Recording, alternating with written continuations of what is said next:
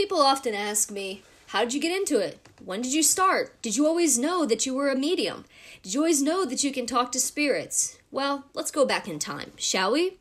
I remember as a little girl having dreams and waking up thinking they were real. I would know every detail in my dream. I would know the conversations I had with people.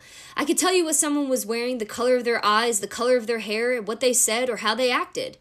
The youngest I can remember, I was around 7 years old. I remember climbing this rock mountain, which seemed like years to get up to the top. I finally reached the top and looked down. What did I see? I saw nothing. It was like a hole that went for days and days. You could not see the bottom. I remember in my dream I jumped to see what it was. In doing so, I actually jumped in real life. My mom woke up and started yelling at me, quote, "Stop jumping in the bed. What are you doing?" I never spoke about that dream to anyone. It wasn't until later in life that I realized that I was jumping dimensions. Pretty cool, right? My dreams have always been a big part of my life, a comfort zone, if you will. I found it so amazing what can happen in a dream. I could fly to wherever I wanted to go. I could meet new people all around the world, it seemed. It was always an adventure in my dreams, even to this day. Waking up was a different story, though. I was pretty independent. I would like to be alone doing my own things in nature in my room as a child. I would catch all kinds of animals in the woods, frogs, lizards, snakes, you name it, I probably caught it. I really love animals. They're a big part of my life to this day. I could just sit and listen to the birds chirping. I would try to understand what they were saying. I would talk to God a lot. I would ask him, what's wrong with me? I would ask him, why am I the way that I am? I would think I was a problem child, always screwing things up, if you will. I knew I was, quote, different, but did not understand how or why. As I got older, I continued to have conversations with God. I remember one time my aunt told me to ask him something for her. I wish I could remember now what it was, but that was many, many years ago. I remember telling her the next day what he said. She said, what were his exact words? And I told her what he said to me. She asked me the same question 1,000 times, it seemed. Being a kid, it gets old quickly, the same question. Finally, she said she couldn't believe it, told me that she told him if it was really him, he would tell me those exact words. Folks, I can't make this up. I never really thought much about spirits.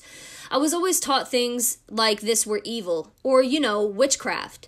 We went to church every Sunday as a kid. Although I do believe in God and I used to read the Bible a lot and study it, something was always missing. I knew there had to be more to life. So many questions I had, but yet a church could not answer that for me. I eventually stopped going to church and kept to myself.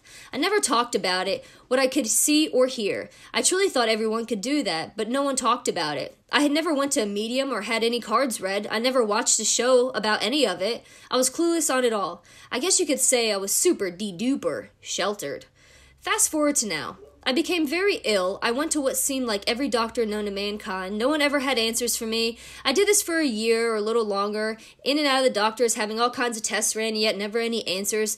I wanted to die, truly. I was at my end's wit. How could I be so young and yet be so ill? Again, I questioned God. Why me? What did I do to deserve this life? So much pain, so much anger, and yet nothing I could do but wait. Wait for answers, wait for results, or was that all I could do? I started doing my own research. I read what seemed like every book I could get my hands on. There had to be a reason for all these symptoms, and yet no one could tell me. So I became obsessed. I was sure I had every cancer, tumor, and flesh-eating disease known to mankind. I was at the point all I could tolerate was plain boiled chicken in hot water. No seasonings, no dressings, no nothing. Just plain, organic, grass-fed chicken and water to drink.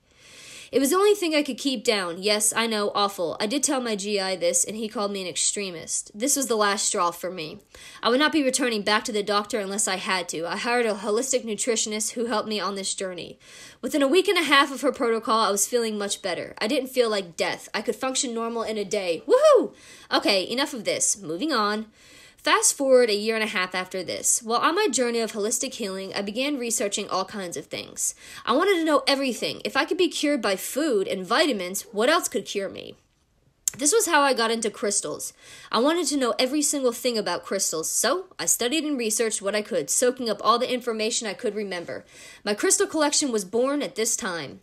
I had posted pictures to my Instagram and Facebook, being ever so proud of them. Now, this story I'm about to tell you is crucial, okay? So pay attention.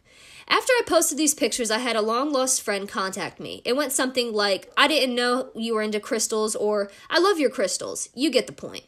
Anyway, we started chit-chatting about them and about life. We talked for hours, it seemed. I hadn't spoken to her in a long time, and she's known me since birth, literally. She would ask me questions and I would answer her. She would tell me about how she works with crystals and their energies. I would tell her about my dreams, speaking to dead people. She was intrigued, but I wouldn't understand until a little later on. You see, as weeks passed and we talked almost every day about everything, one day, out of the blue, I was talking about some spirit. I'm sure she told me to. She goes, "You do know you're a medium, right?" I said, "No, I'm not. Don't call me that." She asked me questions like, ever watch a medium? Ever been to one? Ever have your cards read? You name it, she asked it. Of course, all my answers were no. She said to me, speaking to dead people is not normal. Not everyone can do that. Being a medium is a special gift only people could dream of having. Being creeped out naturally by what she told me, we got off the phone. I asked my boyfriend at the time, "You talk to dead people in your dreams, right? They talk back to you, don't they?" His response, no. I was in total shock. Here I am thinking everyone can do this, and they can't. Naturally, mind blown. I started researching everything on mediums. I watched my first show, Long Island Medium. I called my friends, and I'm like, oh my God, I can do what she does. I asked again, "Are you sure everyone can't do that?" She replied, "I'm sure." Eventually, I brought my first deck of cards, called up my friend to tell her about my reading I did. She helped me practice, and yet seemed shocked. So she said, "I've been doing this for 30 years and never met someone who can just read cards without knowing anything about them. I did not know how I did it either, I just knew them. Without my friend, I'm not sure I would have ever known who I was. Sometimes you just need someone to be honest with you. She has taught me and showed me so many things. I owe her my life, it seems, for the new understanding to the new one that I had. Although she begs to differ, she tells me I just surpassed everything tenfold. I guess that makes sense. After all, I do work in lightning speeds. Most of the time. Always in a hurry to learn everything about everything. So, to answer the question, when did I find out I was a psychic medium? It took me 29 years to find out the name for it. But I've known my entire life. I was different and could speak with what I thought was only God. Turns out they're called spirits.